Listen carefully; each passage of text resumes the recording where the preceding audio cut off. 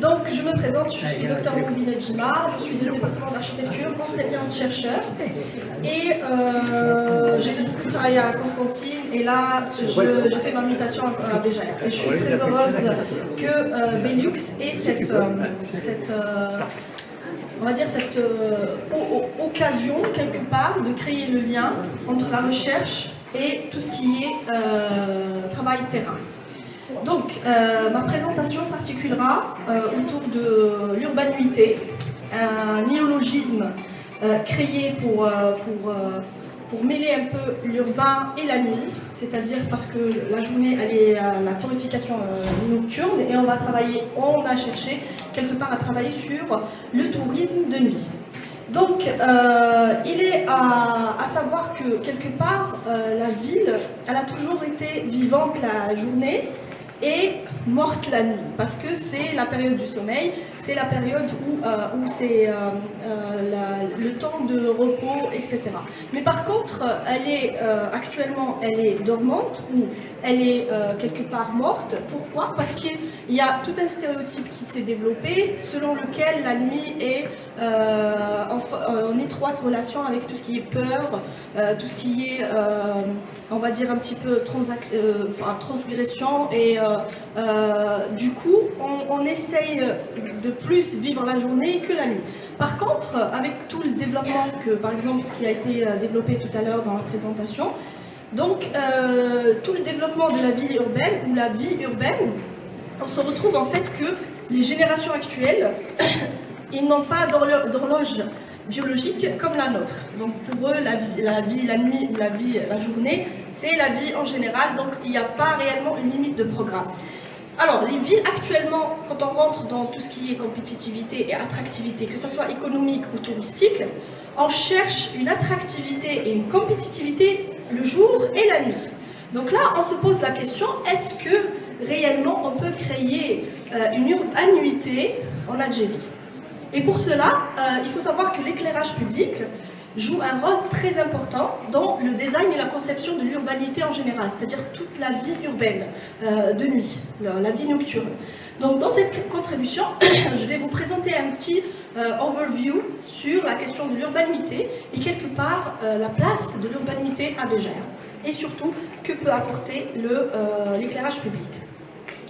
Donc, je commence par dire que la nuit ne peut plus être une dimension oubliée de la ville, et bien véritablement parce que non seulement les gens ils sortent pour faire quelque part la fête la nuit, parce que c'était ça un peu la réflexion, maintenant on peut travailler même la nuit, surtout avec le travail, télétravail et tout ce qui s'ensuit, et surtout aussi avec l'économie qui va un petit peu circuler, en allant des magasins qui fermaient à 20h, là des magasins qui fermaient à minuit, voire travailler 24 heures sur 24, ou les grandes surfaces. Voir un peu le besoin de vie de nuit est important, que ce soit pour les villes algériennes que dans le monde entier. Donc il y a les villes qui ne dorment pas, quand on parle de Las Vegas, etc. Mais là, on parle d'une dimension un peu plus petite. On va chercher l'urbanité en Algérie, qu'est-ce que ça donne? Nous ne pouvons plus alors exclure le développement tant économique que touristique de l'urbanité.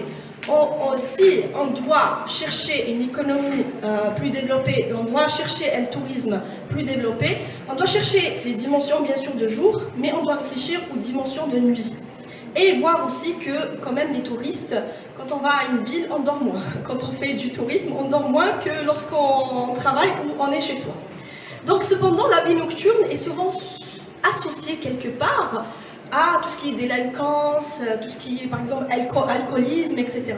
Donc quelque part on se pose la question, comment peut-on travailler sur le tourisme de nuit tout en essayant d'apaiser ces peurs de tout ce qui est délinquance, etc. Donc l'urbanité est un néologisme en fait créé par la combinaison de l'urbanité et de la nuit, c'est-à-dire la ville urbaine et la nuit en elle-même. Quelles sont les dimensions de l'urbanité? Nous avons la dimension économique. C'est quelque part la continuité de tout le travail économique, ou on va dire la continuité du circuit économique, voire la vente des marchandises, et aussi les offices de travail. Actuellement, maintenant, il y a beaucoup d'entreprises qui font par exemple, qui arrêtent le travail au-delà de 20 heures, voire 10 heures, etc. Il y a d'autres entreprises qui font les rotations de 24 heures. Donc il faudra réfléchir à cette catégorie d'offices, de bureaux, voire de boutiques qui travaillent dans cette plage-là de la journée. Ensuite, il y a la dimension sociale, où on parle de sécurité, parce que s'il y a une urgence, je dois sortir la nuit, je dois quand même être en sécurité, de santé et bien sûr de sociabilisation, parce qu'il y a des gens qui créent des liens la nuit plutôt que le jour. Alors, il y a aussi le côté ou la dimension touristique, avec les espaces ou les espaces festifs, lorsqu'il s'agit par exemple des fêtes où on doit intégrer la nuit. Alors, par exemple, Belux aurait pu peut-être faire cet événement de jour et de nuit, parce que c'est un éclairage public de nuit. On aurait pu peut-être aussi voir ça, ça aurait donné une autre dimension quelque part. Bien sûr que oui, on n'a pas encore cette culture, c'est ça ce qu'on va voir, on n'a pas encore cette culture de travailler la nuit et de faire la fête quelque part dans le sens jouir, voilà, dans le sens la nuit et aussi surtout se reposer. Parce qu'on va voir aussi quelle est l'importance de l'éclairage public lorsqu'il s'agit du repos ou du sommeil. Donc, et la dimension urbaine, c'est la gestion des espaces communs ou des espaces publics, parce qu'au final, ces espaces comme le débat qui a été soulevé tout à l'heure, est-ce que c'est un espace public privé ou public commun? Est-ce que, par exemple, la façade de mon voisin m'appartient ou c'est sa façade à lui? Alors là, on va voir tout à l'heure, un petit peu, on va discuter de ça. Le partage des lieux et bien sûr la gestion des foules, parce que l'éclairage public, il joue un rôle très important dans la gestion des foules lorsqu'il s'agit des grands événements. Alors, par rapport à l'urbanité, une politique pour un développement touristique. Je vais vous donner quelques exemples. Par exemple, le Night of Arts à Helsinki, qui est quelque part, on cherche à intégrer, tant qu'il y a une vie la nuit, même si c'est une catégorie mineure ou majeure, on doit réfléchir quelque part, lui donner des thèmes, à lui donner de l'importance et à la faire développer. Par exemple, en Europe ou ailleurs dans le monde, on crée des thèmes spécifiques pour des villes spécifiques. Par exemple, la ville lumière à Lyon, on sait tous que les jeux vidéo actuellement, c'est d'actualité. Donc on a créé la ville lumière pour intégrer les jeux vidéo la nuit. Donc là, The Art of Night à Helsinki, The Night of Museum à Munich, par exemple, The White Night ou les nuits blanches à Paris ou à autres. Et aussi les nuits des sciences, ce qui est très important, c'est là où on fait tout ce qui est, comme par exemple journée d'études, conférences, etc. On les fait la nuit plutôt que la journée. Donc, on se pose la question, quel est le rôle de l'éclairage public dans l'urbanité? Là, je vais parler un peu d'un penchant que j'ai pour le design urbain. D'ailleurs, je suis très contente de voir certains de mes étudiants ici, qu'on a formés en département d'architecture, qui étaient formés dans la coloration design urbain, ou architecture urbaine. Donc, qu'est-ce que réellement peut porter l'éclairage public? En jouant tant sur le mobilier urbain que sur l'éclairage lui-même, avec bien sûr certaines spécificités, on peut créer non seulement une vie sécurisée, mais une vie animée. Et là, la personne, elle va se sentir plus, elle va approprier, on va s'approprier plus son espace public. Parce que nous, on a un problème d'appropriation, il faut le dire. Il faut quelque part l'avouer. Par exemple, ils nous disent, voilà, tout à l'heure on parlait Hauch, ce qui est à côté de chez nous, on l'appelle Hauch, mais au final, on ne sent pas qu'il nous appartient. Lorsque vous êtes dans un espace public ou dans un parc ou un jardin public, est-ce que ce jardin vous appartient? Et s'il vous appartient, qu'est-ce que vous en faites? C'est ça la question. Donc, est-ce que réellement, cette appropriation est réellement physique? C'est-à-dire que vous jetez par les ordures, etc., tout ça, mais aussi, est-ce que l'éclairage public peut apporter une certaine appropriation ou aider à s'approprier son espace public? Donc, on voit bien ces exemples où on aménage un espace public, on met des lumières, on met de l'éclairage, et on essaye non seulement d'attirer l'habitant ou le citoyen, mais aussi de lui faire comprendre que c'est son espace à lui, donc il peut s'épanouir dedans et il doit le protéger quelque part. Donc, pour la ville de Béjaïa, il faut savoir que c'est une ville très ancienne, bien sûr, comme vous connaissez. Je ne vais pas ajouter beaucoup d'informations là-dessus. Je suis sûre que vous savez tous toutes les 1001 facettes que Béjaïa a. Et parmi les 1001 facettes, il y a Béjaïa la nuit. Donc, quelque part, on se pose la question. Là, c'est Béjaïa la journée. On aime bien, on visite. Il y a des tourismes, surtout dans la saison estivale. Il y a beaucoup de, on va dire, de dire sur la ville de Béjaïa et on se pose la question sur la ville ou la vie nocturne à Béjaïa. Sur l'année en général, il n'y a pas beaucoup de vie ou d'activité nocturne à Béjaïa. Nous avons deux saisons quelque part ou deux points focaux. Nous avons la saison estivale parce qu'il y a les touristes qui viennent et qui aiment bien sûr, comme je vous ai dit tout à l'heure, moi personnellement quand je suis en tourisme je dors moins. Pourquoi? Parce que j'aimerais bien profiter au maximum d'une semaine que j'ai de vacances ailleurs, dans une autre ville. Je profite au maximum et ça serait intéressant de voir la facette de cette ville la nuit, parce que c'est totalement différent. Donc, la saison estivale. Le deuxième point, ou quelque part la deuxième période, c'est le ramadan. Le ramadan, les gens, ils ne dorment pas jusqu'au soir, donc ils sortent. Il y a des événements, des fois ils font le tour jama'i, etc. Ils font Sahara, etc. Et on se pose la question, Béjaïa la nuit est-elle vivante uniquement dans ces deux périodes? Donc pourquoi? Quel est le problème? Est-ce que c'est un problème bien technique quelque part où on peut apporter une solution technique, voire de l'éclairage, etc. Ou bien c'est un problème de culture nocturne? Bien sûr, on a besoin de dormir, mais des fois, on a besoin aussi de se recréer, de voir un petit peu la vie autrement, plutôt que le stress du travail. Donc là, la nuit à Béjaïa, comme je vous ai dit, sauf durant le mois de Ramadan et les saisons estivales, que nous avons un petit peu une petite vie nocturne à Béjaïa. Et ceci est conditionné par deux conditions très majeures, très importantes. La première, c'est l'éclairage public, et la deuxième, c'est bien sûr les transports en commun. Parce qu'il faut savoir que les transports ils jouent un rôle très très important lorsqu'il s'agit du tourisme nocturne. Donc là, on se pose la question, qu'est-ce qu'on peut faire ? Et qu'est-ce qu'on peut rajouter pour un petit peu ces deux piliers en jouant toujours sur la question de sécurité qui est très importante lorsqu'il s'agit de la vie nocturne. Donc le constat qui a été fait, c'est quoi? C'est quelque part on retrouve que dans l'éclairage public, les grandes artères de Béjaïa sont bien éclairées. Quand je dis bien éclairées, voir est-ce qu'il y a un plan ou pas, plan d'éclairage. Donc c'est la bonne question qui se pose. Là, on interpelle bien sûr les collectivités locales, les acteurs de la ville à réfléchir sur ça, parce qu'on va revenir sur la stratégie un petit peu proposée. On trouve que les grandes artères, ils sont éclairées. On trouve aussi que certaines, voire artères marchandes ou boulevards marchands, comme surtout ceux qui ont des grandes boutiques, on va voir, ou les boutiques de marque, etc., ils sont éclairés, mais cet éclairage-là est fait de manière privée. C'est-à-dire que c'est le privé lui-même qui prend l'initiative d'éclairer sa boutique. Comme ça, il va attirer l'attention, il va attirer le client. Mais on se pose la question, cette façade que vous avez éclairée, monsieur le propriétaire de la boutique, est-ce qu'elle vous appartient? C'est là la question. Est-elle une propriété privée ou une propriété publique? Et là, les acteurs de la ville, ils doivent se mettre d'accord sur une chose.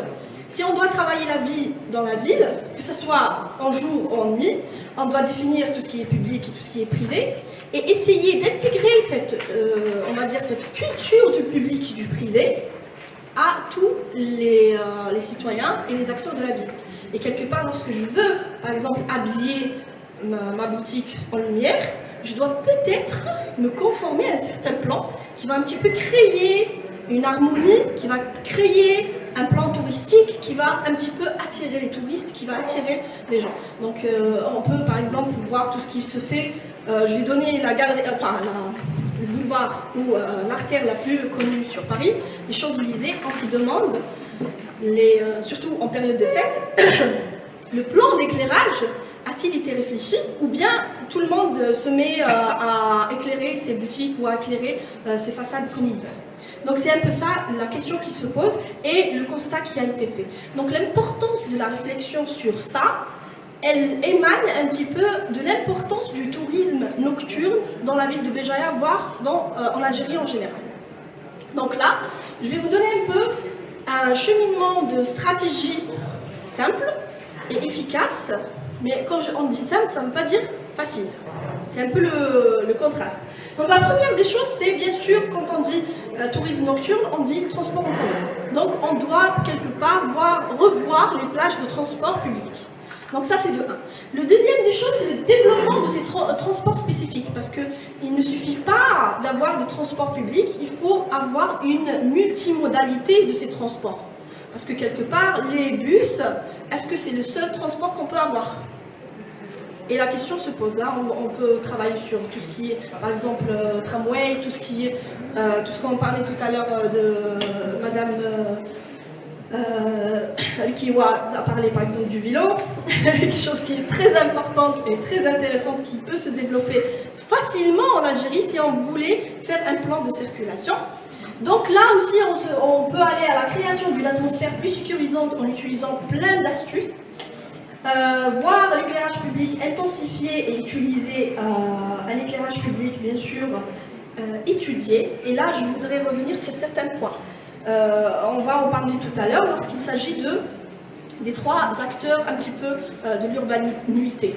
Donc le mobilier urbain lumineux et créatif, parce que par exemple le design urbain actuellement c'est quelque chose qui peut émerger très bien en Algérie. On peut travailler sur le design urbain. Vous avez parlé tout à l'heure du lampadaire qui est sous forme de souffle.